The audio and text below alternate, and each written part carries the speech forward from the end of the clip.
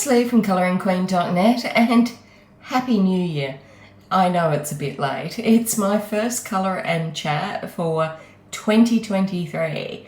So I know I am very late and out of schedule, and it's February now by the time I've uploaded this, and that's absolutely shocking, but it is what it is. So today, for my very first colour and chat of 2023, I'm colouring in my new Klara Markova book, Little Secrets from My Fairy House, and I'm using my Arrtx pencils, which I've reviewed a few weeks ago. So, and I'm also going to colour in real time. So I'm not going to speed it up, it's just going to be in real time. I am so wrapped with my little Klara Markova colouring book, and I wish I had got it for Christmas. That's what my goal was, but unfortunately I wasn't able to order it when it first came out because it really didn't fit my colouring budget. I'd been saving up for it all year because I knew Klara was releasing a book this year, and if we go by previous history, it would be released in September, but then she had some problems with the printers and ended up having to change, so there was a little bit of delay in the launch date of this particular book. So I'd saved up enough, but by the time it was released for sale, I just didn't have enough in my colouring budget to cover the shipping costs that's extra. So I ended up, it was about the 2nd of December when I finally, squeezed out the coins from the couch and, looked in all the places and got enough to buy the book. And so I ordered it on the 2nd of December, and the seller said it'd take a few days before they posted it out. And so I was thinking between the time that they take a few days and the mail that hopefully I would have it by Christmas. That was the plan. But anyway, I heard nothing, absolutely nothing. And then on the 22nd, I'm searching through my email looking for any sort of response or anything. So by the 22nd of December, not having a single update, I reached out to the seller and asked for the tracking number because I still hadn't got it. I never heard back from the seller, but then I did get a notification from the postal service in the particular country it was sent, saying that the book was on its way to its postal facility. So that was on the 23rd of December. So it wasn't even at the post office. Like a shipping label had been done, and it was sort of going to be posted from what I can gather from the notification I received. So then it was actually sent out on Christmas Day, so there was no way that I was going to receive it for Christmas. So, it ended up, I finally got it in January, and it was certainly worth the wait. It was a lovely book. I don't know what went on, why there was a delay or anything. I never heard anything back, so I've got no idea what happened, but I guess at this time of year, at that time of year, everything is often delayed and, things just get held up. So anyway, at least I got it in the end, and it was, and still is, really beautiful. It's a gorgeous colouring book, and I'm so happy to colour in it today with my Arrtx pencils that I have loved using. They're soft, but they're not as soft as my Prismacolor, so I'll be interested to see how they perform on this particular colouring book, because it was one that I hadn't tested out the paper when I tested out the paper on various other books with the Arrtx pencils. But anyway, seeing it's the new year for me and my first colour and chat,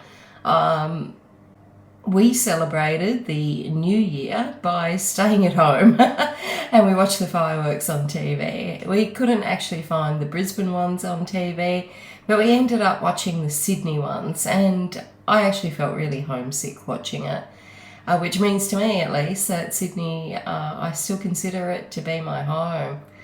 And there have been years that David and I have both fallen asleep well before the midnight fireworks that are on TV, and often we could see them from our house in Sydney. And if I'm honest, sometimes we fell asleep before the 9 o'clock fireworks. But this time we actually managed to stay awake for both the 9 o'clock fireworks and the 12 o'clock fireworks, which made us, think about when we were younger, like in our younger days. Both of us, we used to go into the city. We didn't know each other then, we would go separately with our friends, and we would line up for hours, and then we, just to get a drink or go to the bathroom. We'd dance and, just have a good time. And those days, they just seem so long ago. But when we were looking at the crowds on TV all out there for the fireworks, I don't know why or how or why we ever did it, because it just looks so overwhelming. I don't know how we coped with all the crowds. I don't know why we did it. And getting home was always a nightmare.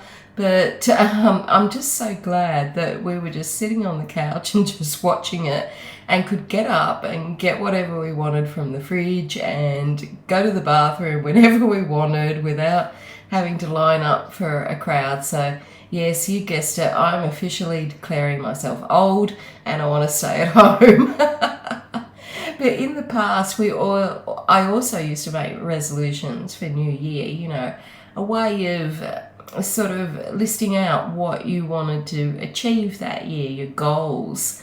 And I never kept them. I really never kept them. So a few years ago, instead of making the resolutions, I started making goals. And really, for me, it just worked the same way. I just called it a different thing. And I still didn't keep to them. So this year I thought I'm just going to put 2 things out there, and hopefully that's what I'm going to achieve this year without the pressure of trying to do these goals that I set that are often quite lofty and often unattainable because life gets in the way. So this year I thought one of my goals would be to move house. I really want a single-story house. Really, it's very difficult with Buddy for me to get him up and down stairs. And the other big thing is I really want to get my diabetes under control and, do some more exercise and just get a lot fitter and healthier. So really, hopefully I might be able to achieve one of those goals. So as many of you know, we're expecting visitors over the Christmas break. David's family, initially his mother and brother and a friend were coming. And then David's brother got COVID, and that was the second time he's had it this year, and actually had a lot of trouble recovering from it. At one stage they were driving up and they got 2 hours out of Sydney and decided to turn back and go back. In the end, this saga goes on every year that you probably know me since we moved to Queensland. So they ended up postponing, and then they changed their mind and thought they'd come back 2 weeks later. Then they cancelled. Then they postponed, and then they postponed again. Anyway, after about 4 times of this, they eventually did come. But in the meantime, every time we thought that they were coming, so we'd be cleaning up the house, doing the garden. But worst of all, we thought that David's brother was going to stay upstairs with us in our 2-story house, rather than in the downstairs area that we have, because when he stays at David's brother's, who's also got a 2-story house, he doesn't like to stay in their downstairs area, but wants to stay upstairs where all the bedrooms were. So in order to do that, the only room that could be used for him to stay was my office here where I do my colouring. So I dutifully packed up every single thing in my colouring office, except for one eraser, my Arrtx pencils that I'd just received, and my Klara colouring book that came during this, and also my Rooms of Wonder Joanna Basford colouring book. So I've got barely anything in here at all, maybe some pens, and that's about it. So we moved a single bed up here, and we moved all of my stuff out. It's all boxed up, it's in the garage, and I cannot find a single thing. And every time they postponed or cancelled, David was moving this couch out of my office, or this single bed, back and forth up and down the stairs. So he moved it like 4 or 5 times, and in the end he ended up with this shoulder pain. He got frozen shoulder, he couldn't lift things up, because carrying a big thing by yourself up and down stairs, he always refuses help. Ends up you get shoulder pain. Then he ended up with stomach pain, and we thought it was muscle strain, and he had it for about a week. Then I really was getting worried it was appendicitis, and after a big argument I sent him off to the doctor, who also felt it was appendicitis, and he sent him off to get a scan the next day. But on that day we'd actually made arrangements for the neighbours to come over, so the neighbours ended up coming over for a pool party while poor David is at the imaging place getting a CT scan. Anyway, thankfully it turned out to be okay, and we were so worried that he would have appendicitis and that he would end up in hospital, he wouldn't be able to work, and he didn't have any sick days or free holidays left at work. And then his family would come up, and of course, he would be recovering from surgery. So it ended up that it was diverticulitis, which I'm kicking myself. I should have realised that what he had was diverticulitis, because I get it myself. But when I get it, I go on to antibiotics, and I have to go on like this special diet of just basically white food. Whereas for him, he has to increase his fibre, and he didn't get any antibiotics at all. So completely sort of different scenario for both of us in the treatment of it. But I am kicking myself that I didn't realise that what he was experiencing was something that I regularly get. But anyway, we ended up having the neighbours over, and I thought they were just coming over for lunch, and so I made some sandwiches, and that they were going to have a dip in the pool. It was a really hot day, and they've got kids, so we got out all the pool toys for the kids to play with, and I thought they'd be here for about an hour or two, probably like 2 hours, because David was off getting this scan and they'd obviously would want to see him. But I was so wrong. The neighbours were here for over 10 hours. All the sandwiches were eaten, they were well and truly gone, and I had nothing else to offer for dinner for that amount of people, because I thought that they wouldn't be there for that long. I just had no idea where the time went that day. But the kids had a good time, and Buddy had a great time. He went in the pool, and the neighbours had a little tiny sausage dog, and Buddy was chasing it around the pool, and the poor little thing fell in the pool, and luckily its owner was right there to catch it, but it was able to swim around and it was having a good time anyway. But I don't think it liked being chased into the pool. But I don't know where 10 hours just went. I have no idea. I guess we all have days like that. So anyway, David's family ended up deciding that they were going to come, and they arrived in mid-January. Before that, of course, everything was moved out of my office. We'd moved this couch that many times. I ended up saying to his brother, do you want to stay downstairs? And he said yes. And so if we'd only known that was going to be the case first up, we would never have moved this couch up and down so many times. And I say we, but I really mean David. He was the one that moved this couch. It's one of those couches that fold into like a big single bed type thing. But poor David moved that couch up and down. And in the end, his brother wanted to stay downstairs where there's a separate bathroom and all the rest anyway, and right by the pool. So that was a big waste of time, and I could have left my office just the way it was. And instead I've got all of these boxes downstairs in the garage, and I cannot find a thing. I went down there the other day to try and get some pencils out, and I couldn't even find which box they were in, despite having labelled them, the stickers, because it's so hot and humid here at the moment. I think the stickers have all fallen off.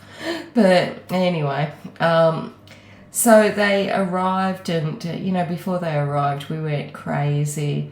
gardening and mowing the lawn constantly because it just keeps growing, and cleaning. Oh my God, I cleaned everything. The place was spotless.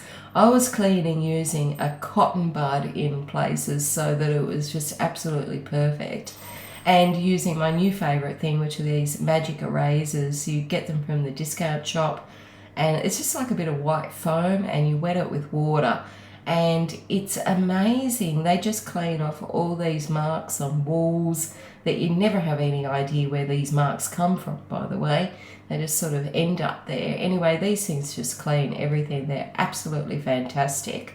And I also learnt something about my fridge that I've had for like 7 years, I think. We had it when we were in Sydney, so we've had it for a long time.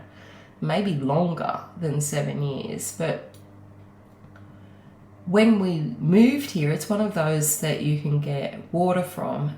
If you put a glass up next to it, it's got like a water spout. You get it plumbed, and when we put it downstairs, we actually got the plumber to connect it so that we always have cold water, and we can just put a glass there and get cold water, because I drink so much water it's not funny. But anyway, one of the little tubs in the freezer is always full of ice. Now, I thought David was making the ice and sort of taking it out of the ice cube tray and just putting it loose in this tub of the freezer. He thought I was doing the same thing. So for months and months, we've had this big bowl of ice in the freezer that neither of us realised the other one wasn't making. And when I opened up the fridge to give it a clean before they arrived, I noticed that there were all these buttons on the side, and one was make ice. So I think what's happened is that at some stage I've cleaned the fridge and I've turned an automatic ice maker on that I had no idea that we had, and it's been making ice for months and months and months. And then when I cleaned the fridge this time, I noticed the button that I never realised was there before. And we've solved the problem of who's making the ice in the house. It's neither of us, it's the fridge making the ice. So I can't believe we've had this fridge for so long, and I've only just realised that it makes the ice. So anyway, David's mother and brother, they ended up turning up a couple of weeks ago. The friend decided that they weren't going to come, and David's brother was actually going to spend a couple of days here. Then he was going to go down to the Gold Coast and meet up with another friend and spend like a week down there. So we sort of had it all pretty well sorted out. But the only problem was that because David had used up all of his holidays and they hadn't come at Christmas where his workplace was closed, that he wouldn't actually see them during the day. It would just be me, and because he wasn't working locally, he was working an hour and a half away. By the time he got home, it would actually be quite late in the day. So I seriously underestimated how much time it would take me to entertain them, if you like, during the day. Because when we were in Sydney, they always, sleep late, and I thought by the time they woke up, because I get up at 5 o'clock in the morning, I thought by the time that they woke up, like at 10 o'clock in the morning and, sort of had something to eat and whatnot, it wouldn't be that long before David was home and I could get some things done, especially, here on this channel and doing other things in my life. But I guess while on holidays, instead of getting up late, they all got up early, and so I never got the time that I thought that I would have, because I was always cleaning or entertaining, cooking, washing, all of the things that you do when people come, and also taking them places and talking and all the rest of it. So I ended up having zero time for myself. So, and his brother ended up not going to the Gold Coast, so I had, two of them. Well, he ended up only going for a night and coming back. So It ended up a lot more time consuming than I thought it would be. So we managed to go, a few places. I took them to local parks and we looked at the turtles and out and about, went out for dinner and went out for lunches and, went to the water. And a lot of the time I had to take Buddy with me as well because of his medication schedule. So it ended up just being really, really busy, and I didn't even have time, can you believe, to even check my emails or messages. And now I just feel so overwhelmed. I feel like I've got so much to do. It's unbelievable. So the first week they were here, the weather was pretty cool and it was pretty nice. And the second week, it was definitely hot, stinking hot, and so humid. We were in and out of the pool all the time. But it was on the second week that both of them at different stages got sick. And so that just made things even more difficult. David's mum ended up getting some stomach pains and back pains, and that became like quite a worry. And so I was looking after her, and I didn't want to leave her alone because she has a lot of medical issues. And so I had to wait till David was home to walk Buddy and whatnot. But that was really difficult. And then his brother started feeling a little bit off and developing a rash, which turned out to be a heat rash, which was what I thought it was. But it was really hot, and the humidity up here really wasn't agreeing with either of them. And anyway, we had a public holiday, and we also had to help our neighbours move out and clean up. They have left now, and it's very quiet here without them in the street. And so in amongst all of that, David's mum started to get even more in pain, and I kept asking her if she thought it might be worth a hospital visit, and I wanted to take her, but she kept saying she'd be all right. And then in the end, I think it was about 1 o'clock in the morning, she came to me and woke me up and said that she felt that she had pancreatitis, as she's had it numerous times before. So immediately got the ambulance, and she ended up having to go and visit the hospital. So she was in hospital for a couple of days, and we were all taking turns going in and visiting her. That first night, I didn't get any sleep because the ambulance came about 1:30 in the morning, and they said that the hospital would call us before 6 a.m. And so I stayed up with my phone next to me, waiting for the hospital to call and tell us if she was going to be admitted or if she was just going to stay in the emergency department. And also when I wake up, I really can't get back to sleep. So I was just awake the whole night waiting. And it wasn't until like 6 in the morning that we found out that she would be admitted. And she was actually admitted. She was there for 2 or 3 days. She ended up having another infection, and David's brother was really feeling the humidity, and it was just getting unbelievable. And we actually thought she might end up in hospital for a week, but thankfully after 2 nights and 3 days she was discharged and able to come back here and rest up. And I got little Billy, the little dog that I mind, to come over, and because I haven't been minding her while they've been here, because I thought that would be too much having an extra dog in the house. So I brought Billy over just to keep her company and cuddle up to her on the bed while she sort of recovered, because for the first day back she really didn't feel very good and felt very disorientated and all the rest of it. So yeah, it's been really difficult.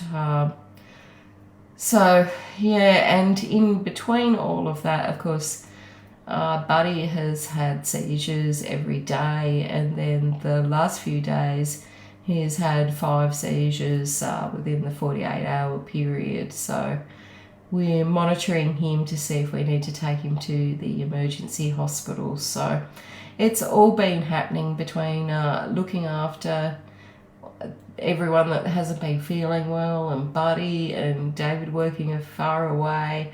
It's just been really, really difficult.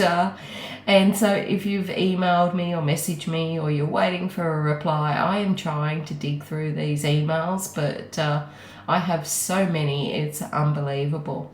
Anyway, David's mum and brother, she felt well enough to fly back home to Sydney this morning, so they've flown out to Sydney, and they've already arrived back at home, and she's feeling a lot happier now that she's at home, but she feels like she won't come here again in the summer. It's just too hot for her, and she feels it's too humid, so she'll probably be back in the winter. So unless we go to Sydney, I guess we will not be having Christmas with them, because in Christmas time up here it's usually pretty warm. But anyway, so that's the way it goes. So this year, before I finish up this video today, I wanted to tell you about what I'm doing this year colour along wise. I've just got the 2 colour alongs this year, the Joanna to June, which is celebrating the works of Joanna Basford, and the Hello Christmas, which is basically Halloween or Christmas pictures. Now, I felt really overwhelmed, I've got to say, last year trying to do a picture for each colour along I'd selected for every month, and so that's why this year really I've only got the choice of the 3 pictures, Christmas, Halloween or Joanna Basford. I thought that would be much easier for me to try and maintain, and then in the meantime I can always colour pictures like I am today from other books, so I get a little bit more variety. And I've also selected out some books that I would like to colour in from this year, so hopefully, you know, you'll join one of those colour alongs that I've got, but if not, I'll still be here. And the other thing that I wanted to get your feedback on or your thoughts was, usually on this channel for the last few years I've told a colour and story and a colour and crime story, so they actually take quite a bit of time to research and whatnot, so I was looking at maybe changing that. And one of the ideas that I had was like an interactive story. Now, it's only a half-baked idea, and you know, you tell me, or finish baking it for me if you want. But at the moment I was sort of feeling like it was like a game that I envisage, like I think it's called Telephone or Telegram or something, where you tell, someone starts a story and then I guess in the comments other people add to it. So for example, I might say that it's a story about someone that's colouring in and they've bought a new set of pencils, and in the comments someone might say, and they fall in love with, I don't know, a guy that sells pencils or whatever, and we just add to the story that way, and then I turn it into an actual story. So you get to control in the comments how this story is going to go, but it has to be PG rated because I don't do anything naughty on this channel. So I wanted your thoughts on if you think that's a good idea, and I know it's very half-baked at the moment. I know it still needs a lot of fleshing out and baking to be done, but sort of like a story that you would be in control of where this story goes, this fictional story, and what it's about, as long as it's, you know, PG and nothing violent and whatnot. I'd really like to hear your thoughts, and I'd like to know if you would still be interested in hearing the crime stories. They are always non-graphic and non-violent, and or if you're interested in hearing the stories that I tell you based on law cases. So I'd be interested, whatever you want to hear, I'd be interested in getting your feedback. And I guess, I think that pretty well wraps it up. I've got Buddy and Billy here today with me, and I think they're both looking at me for a treat at the moment, so I might have to go and give them a treat. But in the meantime, I'd love to hear from you about what you would like to see on this channel this year, and what you would like to hear story-wise or conversation-wise on the channel. So let me know in the comments below. And happy new year, and until next time, stay safe and happy colouring.